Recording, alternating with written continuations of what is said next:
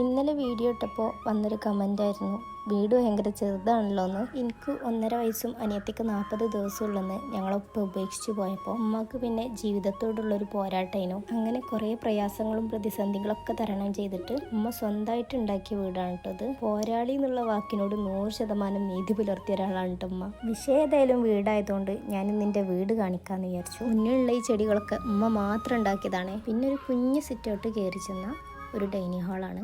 Whole തന്നെ 2 room. പിന്നെ ഹോളിൽ നിന്ന് നേരെ നോക്കിയാൽ കാണുന്നത് കിച്ചൺ ഏനു. പക്ഷെ ഇപ്പം കിച്ചണല്ല കേട്ടോ, ഇപ്പം അടുക്കള ഒരു സ്റ്റോർ റൂം പോലെ പ്രവർത്തിച്ചുകൊണ്ടിരിക്കുകയാണ്. പിന്നെ ഉമ്മച്ചി ഒരു ടൈലറാണ്. അപ്പം ഉമ്മച്ചിൻ്റെ തയ്യൽ മെഷീനും കാര്യങ്ങളൊക്കെ ഇവിടെയാണ് ഇട്ടിട്ടുള്ളത്. പണ്ട് ഞങ്ങൾക്കുള്ള എല്ലാ ഡ്രസ്സും ഉമ്മച്ചി തന്നെയാണ് കേട്ടോ തയ്ച്ചിരുന്നത്. പിന്നെ അവിടുന്ന് പുറത്തൊക്കെ ഒരു കുഞ്ഞു കിച്ചണും കൂടെ ഞങ്ങൾ ഉണ്ടാക്കിയിരുന്നു. അപ്പോൾ ഇങ്ങനെയൊക്കെയാണ് ഈ കുഞ്ഞു വീട് വരുന്നത്. പിന്നെ ഒരു വീടാകണത് അതിൻ്റെ വലിപ്പം കൊണ്ടല്ല, അതിൻ്റെ ഉള്ളിലെ ആൾക്കാരും അവിടുത്തെ ചുറ്റുപാടും അനുസരിച്ചാണ്. കിടക്കാനൊരു കൂര പോലും ഇല്ലാത്തവരും ജീവിക്കണം നമ്മളെ ഈ നാട്ടിൽ.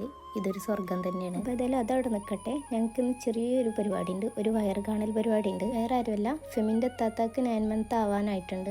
അപ്പോൾ അവരൊന്ന് കാണാൻ പോവാൻ വിചാരിച്ചു. എക്കാപ്പറമ്പ് ഉമ്മയും ഫെമിയും അഫ്ലോലൊക്കെ വരുന്നുണ്ട്. ഓല് ഇതിലെ വരാൻ പറഞ്ഞു. അങ്ങനെ എല്ലാവർക്കും കൂടി ഒപ്പം പോവാലോ എന്ന് പറഞ്ഞിട്ടാണ്. വയറ് കാണലിന് ഞങ്ങൾ ഉണ്ടാക്കിയത് ചട്ടിപ്പത്തിരിയും ബനാന കേക്കും ഇറച്ചി കേക്കുമാണ്. അങ്ങനെ ഞങ്ങൾ പോകാൻ വേണ്ടിയിട്ടൊക്കെ റെഡിയായി. അപ്പോൾ ഇതാണ് ആ കഥയിലെ പോരാളി.